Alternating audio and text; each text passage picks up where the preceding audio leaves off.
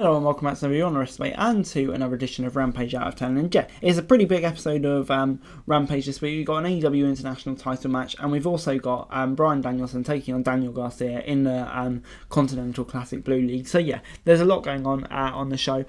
So without further ado, let's get into the hour of Friday Night Wrestling. Starting things off with Cassidy against Angelico. And yeah, OC was accompanied to the ring by Dan Housen and kept things even since the Pentaco was in Angelico's corner. The first half of this match was a highly technical exchange of holds, counters and takedowns. Cassidy played his usual mind games, but Angelico's usual technique ability allowed him to control the pace quite a bit. As soon as the submission specialist saw the champion favouring his right knee, he hit a chop block and began focusing all of his offense on the injured leg. This is one of the bouts that might surprise people because Angelico has been so underutilised. Casual fans may not be aware of his ability, so having him but on a match like this was really good. OC retains the title thanks to the Orange Punch. The shenanigans outside the ring didn't have much of an impact on the outcome, gave the crowd a reason to laugh in a match that didn't hurt anyone in a significant way, and in the end did quite a good job. So yeah, just because there's no doubt over it, really, I'm going to give it a 6 out of 10, but I thought it was a fun start to the show. Before it's time for Abaddon versus Trish Adora, Abaddon scored a very quick win over Adora in a match that barely lasted a couple of minutes. After, it was a quick segment with Julia Hart that teased a possible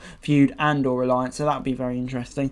It's hard to say right now, but they will certainly have a match at some point, and yeah, that's going to be very important when we get to it. The next bout was a tag team match with Hobson and Keska taking Danielson and Seidel, who've been more active in ROH. Even though this wasn't a completely one-sided fight, it was predictable as anything else on the show was. Takeshita and Hobbs both had a size and power advantage to take control right before the commercial break. This was a solid match, but I think we all knew the direction this was going in.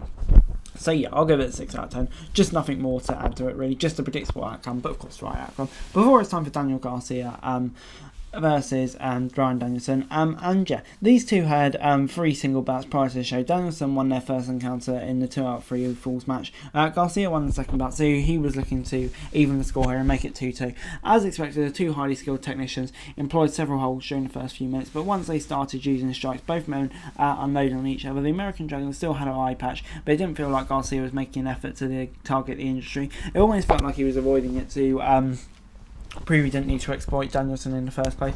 During a break, Garcia could be seen using the same elbow strikes the BBC has used to hurt its opponents many times, but even then he was connecting with the side of Danielson's face that didn't have an orbital brain. This was an outstanding performance from two men who will likely have many more great matches during their AEW careers. They told a story and put on a clinic that easily stole the night, and yeah, may even be match of the week for a lot of people. Garcia eventually started going after the injured eye, but it was too little too late. The American Dragon was able to put him away with a running knee, so he unleashed a tirade of stomps and forearms before applying a label lock to secure the win. And yeah, this gets a 7 out of 10 from me. This was really good stuff. I really enjoyed it.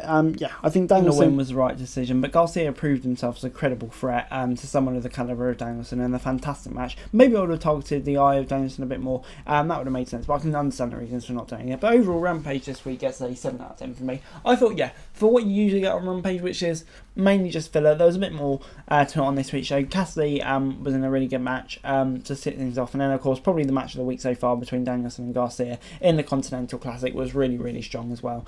So yeah, on the whole, definitely a fun Friday night of wrestling. But anyway guys, that's it really. Thanks very much for watching. Like, share, subscribe, and also every daily wrestling news and subscribe to the channel is really appreciated. Thanks very much for watching. Peace out.